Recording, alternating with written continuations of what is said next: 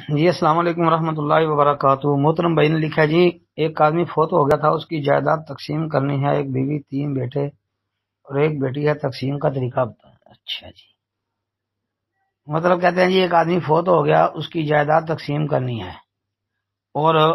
اس کے وارثوں میں ایک بیوی ہے یعنی اس کی بیوہ، 3 بیٹے، ایک بیٹی۔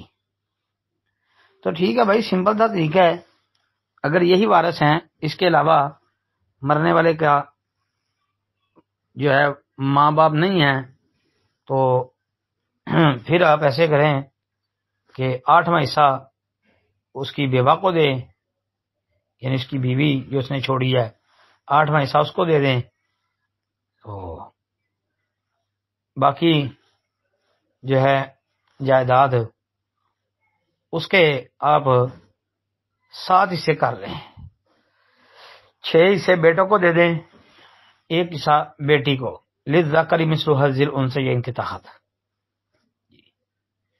اور یہ یاد رکھیں کہ یہ تقسیم کرنے سے پہلے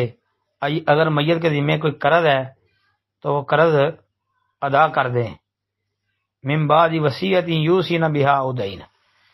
جی جو وصیت کی تھی وصیت والا مال بھی ادا کر کے،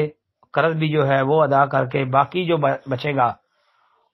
اس میں سے 8واں حصہ بیوی کو، تو باقی 7 حصے جو ہیں وہ للذکر مثل حظ الانثیین کے ساتھ 6 حصے 3 بیٹوں کو اور 1 بیٹی کو دے دیں۔ السلام علیکم ورحمۃ اللہ۔